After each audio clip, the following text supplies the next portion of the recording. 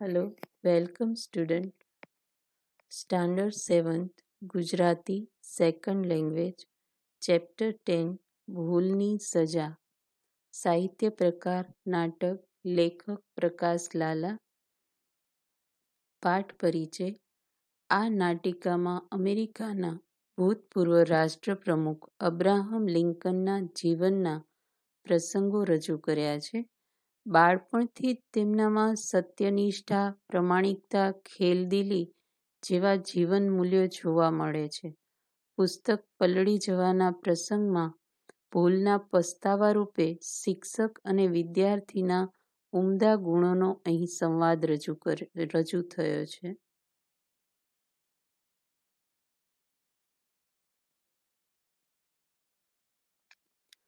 Hello, welcome student. Standard 7th Gujarati second language chapter 10 ભૂલની સજા સાહિત્ય પ્રકાર નાટક લેખક પ્રકાશ લાલા પાઠ પરિચય આ નાટકમાં અમેરિકાના ભૂતપૂર્વ રાષ્ટ્રપ્રમુખ અબ્રાહમ લિંકનના જીવનના પ્રસંગો રજૂ કર્યા છે. બાળપણથી જ તેમનામાં સત્યનિષ્ઠા, પ્રમાણિકતા, ખેલદિલી જેવા જીવન મૂલ્યો જોવા મળે છે. પુસ્તક પલળી જવાના પ્રસંગમાં ભૂલના પસ્તાવા રૂપે શિક્ષક અને વિદ્યાર્થીના ઉમદા ગુણોની અહીં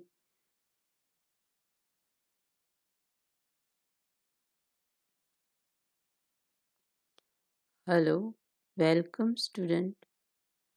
standard 7th Gujarati second language chapter 10 ભૂલની સજા સાહિત્ય પ્રકાર નાટક લેખક પ્રકાશ લાલા આ નાટિકામાં અમેરિકાના ભૂતપૂર્વ રાષ્ટ્રપ્રમુખ અબ્રાહમ લિંકનના જીવનના પ્રસંગો રજૂ કર્યા છે. બાળપણથી જ તેમનામાં સત્યનિષ્ઠા, પ્રમાણિકતા, ખેલદિલી જેવા જીવન મૂલ્યો જોવા મળે છે. પુસ્તક પલળી જવાના પ્રસંગમાં ભૂલના પસ્તાવા રૂપે શિક્ષક અને વિદ્યાર્થીના ઉમદા ગુણોનો અહીં સંવાદ રજૂ થયો છે. પ્રથમ દ્રશ્યમાં બધા શિક્ષકો સ્ટાફ રૂમમાં ટીચર્સ રૂમમાં બેઠા છે અને એ વખતે અબ્રાહમ લિંકન ત્યાં જાય છે. સરની વિવેકથી પરમિશન લઈ આઈ એમ કમિંગ સર કહી અને અંદર જાય છે. શિક્ષક એને પૂછે છે કે આવ લિંકન, તારો અભ્યાસ કેવો ચાલે છે? એટલે લિંકન પણ ખૂબ વિવેકથી જવાબ આપે છે કે ભાઈ તમારા માર્ગદર્શનથી અને હું મહેનત કરું છું એટલે અભ્યાસ સારો ચાલે છે. શિક્ષક કહે છે કે તમે નોકરી પણ કરસ ને તું ભણતા ભણતા? એટલે કહે છે કે જી કે એટલે શિક્ષક પૂછે છે કે તારા મા બાપ? તો કે ના, મારા મા બાપને મારા શિક્ષણનો ખર્ચ પરવડતો નથી. એટલે શિક્ષક કે હું સમજી ગયો. આવી સામાન્ય વાતચીત થાય છે અને શિક્ષક એમ પણ કહે છે કે ભાઈ તારા જેવા પરિશ્રમી વિદ્યાર્થી છે એ મને ખૂબ જ પ્રિય છે અને મને તારા પ્રત્યે ગર્વ છે. પછી પોતે થોડો અચકાતા સંકોચ અનુભવતા લિંકન કહે છે કે સર, કાલે જે આપે ક્લાસમાં પાઠ સમજાવ્યો હતો ને એ પાઠ વિશે મારે વધારે જાણવાની ઈચ્છા છે. તો તમારી પાસે કોઈ બીજી એવી ચોપડી હોય તો મને વાંચવા આપો ને. એટલે શિક્ષક એને આવા જિજ્ઞાસુ વિદ્યાર્થી તો દરેક શિક્ષકને ગમે. એટલે ખુશ થતા પોતાના ખાનામાંથી કાઢીને એક પુસ્તક એને આપ્યું. એટલે લિંકને એનો આભાર પણ માન્યો અને સાહેબને કીધું કે ભાઈ સાહેબ, હું 2-3 દિવસમાં આ પુસ્તક છે એ તમને આપી દઈશ. શિક્ષક કહે છે કે ભાઈ કાંઈ ઉતાવળ નથી, તું તારે શાંતિથી નિરાતે આપજે. એટલે પુસ્તક લીધું એટલે આભાર વચન, થેન્ક યુ કીધું અને એના શિક્ષકે પણ એને આશીર્વાદ આપ્યા કે બેટા ખૂબ પ્રગતિ કર. અને અબ્રાહમ લિંકન પુસ્તક લઈ અને જાય છે. આ પહેલું દ્રશ્ય.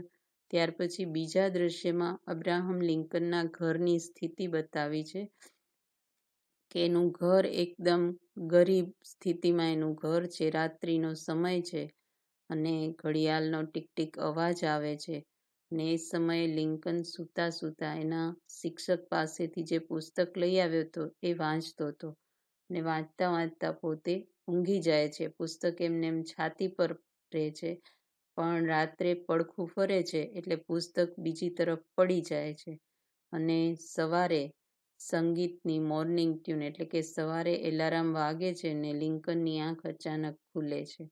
હવે સવારે એ આજુબાજુ જેવો ઉઠે છે આજુબાજુ જોવે છે કે રાત્રે એને ક્યારે ઊંઘ આવી ગઈ ખબર જ ના પડી, પણ ચોપડી ક્યાં ગઈ? એટલે ચોપડી આજુબાજુ ગોતે છે, એના ખાટલામાં ક્યાંય ચોપડી દેખાતી નથી. એટલે એ જોવે છે તો સામે નીચે ચોપડી પડેલી હોય છે અને ચોપડી તદ્દન પલળી ગઈ હતી. અરે રે, હવે શું થાય? બાપરે, એ તો ચિંતા કરવા માંડ્યો અને બારીમાંથી જોયું તો ખ્યાલ આવ્યો કે રાત્રે વરસાદ પડ્યો હતો અને અહીંયા એની વાછટ આવી એટલે પુસ્તક છે આખું પલળી ગયું. પણ પુસ્તક તો પલળી ગયું, પણ હવે સરને શું જવાબ આપવો? એ પોતાના રૂમમાં આંટા મારે છે. આત્મસંઘર્ષ એટલે મનમાં ને મનમાં પોતે વિચારો કરે છે અને પોતાના વિચારોને જવાબ આપે છે. કેટલું બધું વિચારે છે કે ભાઈ મારી પાસે એટલા પૈસા તો નથી કે હું સાહેબને નવી ચોપડી ખરીદીને આપી શકું. તો ખોટું બોલું કે સરને જઈને એમ કહું કે ભાઈ પુસ્તક ચોરી થઈ ગયું? તો અંતરાત્મા ના પાડે છે કે ના ના, એના કરતાં તો હું એમ કહું કે પુસ્તક રસ્તામાં પડી ગયું. તો પણ એનું અંતરાત્મા ના પાડે છે. પછી વિચારે છે કે ના ના, ગમે એમ થાય અસત્ય તો બોલવું નથી, એટલે કે ખોટું તો બોલવું નથી. તો શું કરું? તો પોતે આજુબાજુ આંટા મારે છે કે મારે કરવું શું, અને પછી ખૂબ વિચારી અને મનમાં પાક્કો નિર્ણય કરે છે કે હવે જે મેં નિર્ણય કર્યો છે એ બરાબર જ છે. શું નિર્ણય કર્યો છે? કે હું સાહેબ પાસે જઈશ અને જે હકીકત બની છે એ સાચું બોલી દઈશ. હું જૂઠું એની સામે નહીં બોલું અને જે કાંઈ બન્યું છે એ સાચું એવો મક્કમ નિર્ણય કરી અને પોતે સાહેબ પાસે જાય છે. આ બીજા દ્રશ્યમાં આખી એની મનની સ્થિતિ બતાવી છે કે પુસ્તક પલળી ગયા પછી અબ્રાહમ લિંકનને મનમાં કેવું કેવું થાય છે, એ શું શું વિચારે છે. અને ત્યાર પછી ત્રીજા દ્રશ્યમાં એ સાહેબ પાસે જાય છે અને પાછો ફરીને એ જ ટીચર્સ રૂમમાં જાય છે અને શિક્ષક એને આવેલો જોઈ અને કહે છે કે કાંઈ મદદની જરૂર છે? એટલે લિંકન ના પાડે છે અને શિક્ષક એને કહે છે કે તું ચિંતા કરતો નહીં, કાંઈ વાંધો નથી, 2-3 દિવસ રહીને પુસ્તક આપીશ તોય ચાલશે. એ ચોપડી બહુ સારી છે ને, તું વાંચજે. પણ લિંકન તો અહીંયા હકીકત કહેવા આવ્યો હતો. એટલે એ કહે છે કે સર, મારાથી એક ગફલત થઈ ગઈ, એટલે કે એક ભૂલ થઈ ગઈ ને એનું મને બહુ દુઃખ છે કે. અને પોતે હકીકત વર્ણવે છે કે રાત્રે પોતે પેલું પુસ્તક વાંચતો હતો ને વાંચતા વાંચતા સૂઈ ગયો, એને ખ્યાલ ન રહ્યો અને પુસ્તક નીચે પર ક્યારે પડી ગયું એ પણ એને ખબર ન રહી. અને રાત્રે ખૂબ વરસાદ આવવાથી પુસ્તક પલળી ગયું અને પુસ્તકની એવી દશા થઈ ગઈ છે કે પુસ્તક હવે વાંચવામાં પણ કામ આવે એવું રહ્યું નથી. એટલે કહે છે કે સાહેબ, હું તો ગુનેગાર છું, કારણ કે તમારી ચોપડી મેં પલાળી. એટલે શિક્ષકે તરત જ કીધું કે ભાઈ નવી ખરીદીને તો તું આપી શકે તેમ નથી, એમ જ કહેવું છે ને તારે? તો એ કહે છે કે હા સાહેબ, મારી પરિસ્થિતિ એવી છે કે હું નવી ખરીદીને આપી શકું નહીં. તો શિક્ષક કહે છે કે મારું પુસ્તક બગડ્યું એ તારી બેદરકારી, બરાબર? પણ હવે તું સાચું બોલ્યો ને લિંકન, એટલે કે મને એનો આનંદ થયો કે મારું પુસ્તક ભલે પલળી ગયું પણ તે જે કાંઈ હકીકત હતી એ સાચી આવીને કીધી. એટલે લિંકન કહે છે કે પણ સર, આપનું પુસ્તક, તો એ કહે છે કે તે ભૂલનો એકરાર કરી લીધો ને એટલે મેં તને માફ કર્યો, કે તારાથી ભૂલ થઈ ને ભૂલ તે સ્વીકારી લીધી એટલે મેં તને માફ કરી દીધું છે. એટલે લિંકન કહે છે કે સર, એ આપની ઉદારતા છે કે તમે મને માફ કરી દીધું, પણ હું મારી જાતને માફ કરી શકું એમ નથી. કે તમે તો કરી દીધું પણ હું કેવી રીતે મારી જાતને માફ કરું? એટલે શિક્ષક કે તારો મતલબ શું છે? એટલે લિંકન કહે છે કે જો પુસ્તકની કિંમત હું ચૂકવી શકું એટલી રકમ તો મારી પાસે નથી, પણ આપ મને આપને ત્યાં થોડા દિવસ માટે કામે રાખી લ્યો. હું એ રીતે આપના પુસ્તકની કિંમત ચૂકવવા માંગુ છું. હવે શિક્ષક તો દ્વિધા અનુભવતા હતા કે મેં એને માફ કરી દીધું તો પછી આવું શું કામ કરે છે. પણ લિંકન કહે છે કે આપના માટે નહીં પણ મારા મનની શાંતિ માટે તમે મહેરબાની કરીને મને થોડા દિવસ કામ કરવાનો મોકો આપો. ખૂબ મથામણ કરે છે કે નહીં, ગમે એમ કરીને લિંકન કે મને તમે કામ આપો. અને શિક્ષક કહે છે કે ઓકે સારું, કે તો કાલે સવારે મારા ઘરે આવી અને તું બાગકામ કરજે અને એ છોડવાઓને પાણી પાજે. એટલે લિંકન ખુશ થયો કે થેન્ક યુ સર. અને શિક્ષક પણ હસવા માંડ્યા. અને બેયનું મન, હવે શિક્ષક પૂછે છે કે હવે તો તારું મન હળવું થશે ને. એટલે લિંકન કહે છે હા હાસ, હવે મને મારા મનની શાંતિ થશે.